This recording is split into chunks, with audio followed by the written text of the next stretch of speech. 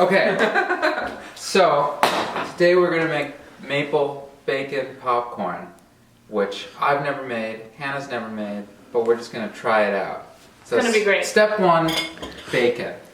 And we're going to cut it somehow. Is this the part where I'm supposed to pull out the bowl of already chopped bacon? I know. Hannah's already chopped 2 bowls of bacon.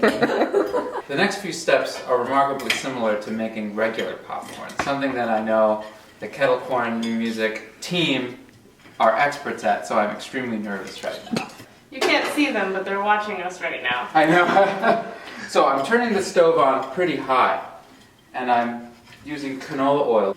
More than I think is necessary, because Alex Weiser told me that he likes popcorn cooked in a little bit more oil. So here we've got popcorn kernels. This is the secret to any popcorn team. And in terms of amount of popcorn kernels, I'd say a general 1 teacup for 4 people is a good ratio. Better too much than too little. Yeah, maybe we'll do 2 teacups. Although 1 teacup kind of overflowed this pot last time. So as this oil's heating up, I'm going to put 2 or 3 kernels inside of the pot. And then when those canaries in the coal mine burst, we're going to put the rest of the kernels in.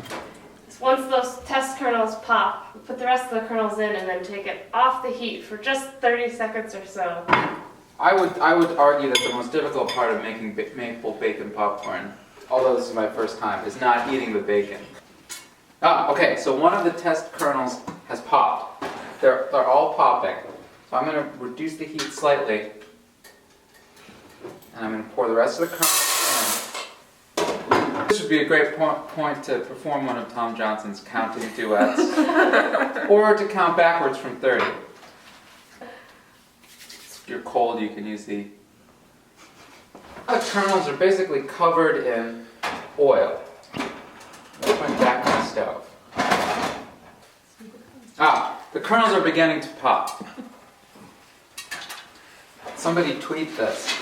The final piece of our ingredient, which is this bowl.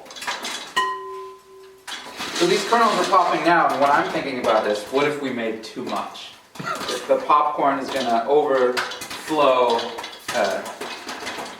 the lid.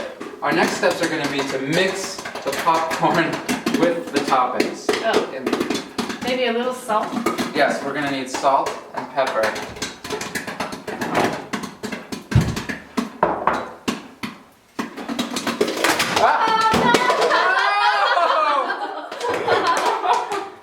Oh no, now some of the kernels are on fire.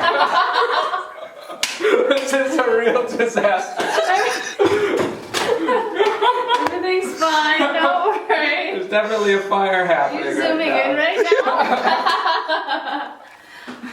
now? Okay, so the next step after you've called the local fire department is we're going to put the popcorn in the bowl.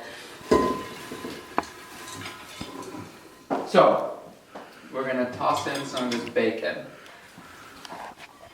Now, the real wild card here is this maple syrup. Will it be too sticky?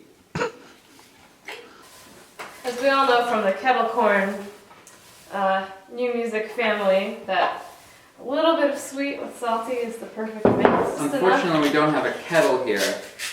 I'm going to salt this liberally. Maybe a little pepper.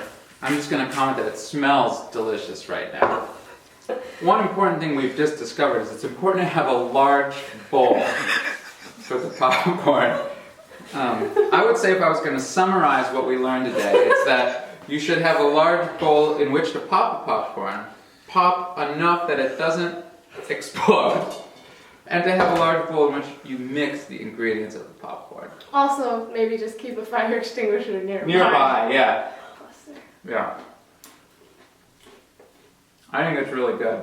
It's also 9 o'clock in the morning right now. So it's the perfect breakfast food. Wow.